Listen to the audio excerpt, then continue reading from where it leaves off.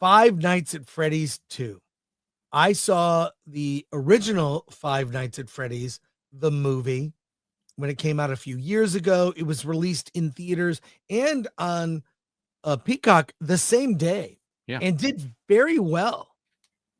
Did very well. It's a simple story of like a Chuck E. Cheese type restaurant for kids that is closed down, could be haunted. Bad things happen there. There were some murders. And the Five Nights at Freddy part one was fine. It was a PG-13 horror movie with some horrific things happening in it. If you saw it, it's kind of like I want to say kind of a safe horror film for kids. Matthew Lillard uh, was a creepy character in the first one. He's back in this. The cast, same cast, is back for part two. Josh Hutcherson plays Mike Shit. Piper Rubio plays Abby, his sister, and they're trying to rebuild their lives after the events of Five Nights at Freddy's 1. Well, Five Nights at Freddy's 2 takes place, same characters, but there's a different different venue. A different venue where Freddy Fazbear venue that was the original venue that had other characters and a river that ran through the restaurant. And some horrible murders took place there. That place was ultimately shuttered. And this just leans in completely into ridiculousness. The automatronic robots are murder bots, basically. No explanation as to how they function. There's some code that must be entered to allow them to leave the premises, so they're not cordoned off in a perimeter in the restaurant.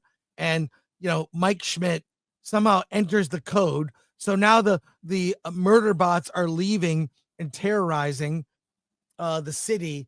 I sat there thinking this utterly is ridiculous, makes no sense. While the first movie had a logic, this one goes off the effing rails into ridiculous. Now, to be clear, I have not played the game. Okay? Haven't played the game. But I was in a theater where there are about 30 kids who definitely had played the game because they all had popcorn buckets. They were cheering at things I had no clue what it was about, some little reference.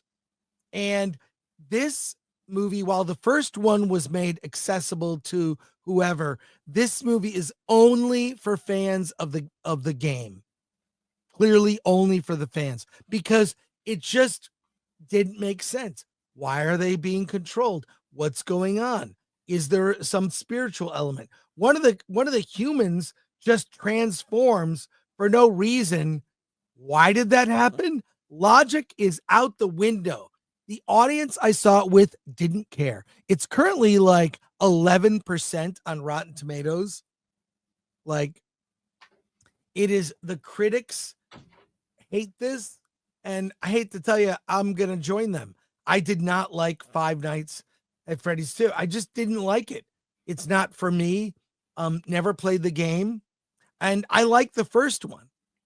However, it's not made for me.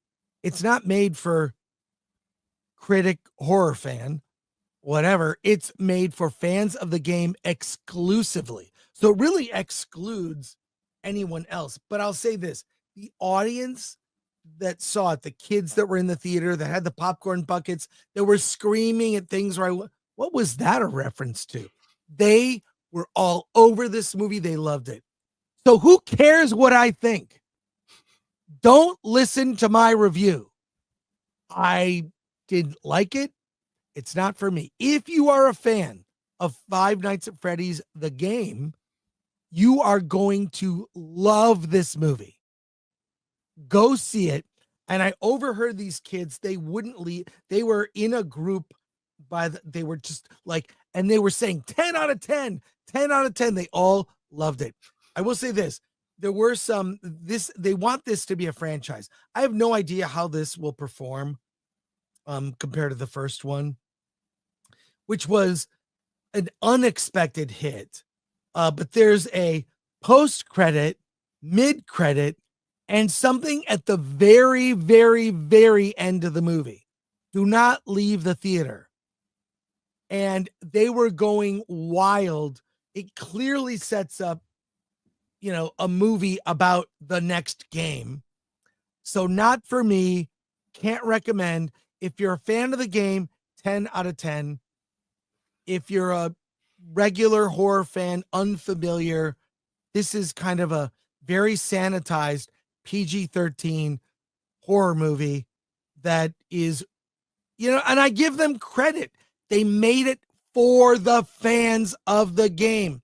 And they didn't like redesign the characters or why don't we throw this in? No, they literally translated precisely the designs of the characters from the game into the movie. They didn't change a color at all. Although there's so many logic things.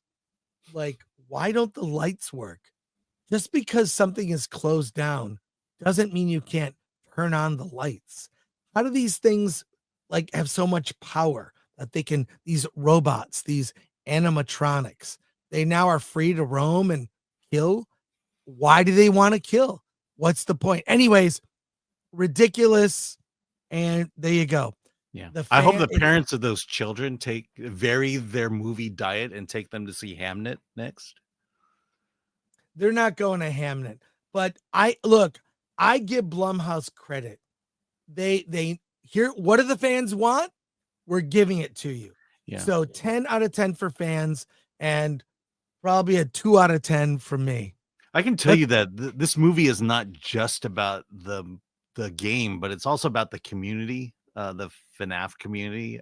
Right. Because I know my daughter at the first one, apparently there are FNAF YouTubers who appear. Yeah, no, there are YouTubers that have who played the game that have cameos because people screamed at like the guy who pulled up the taxi driver. They were all screaming about that. So look, my review doesn't matter. If you're a fan of the game, go see it. You'll love it.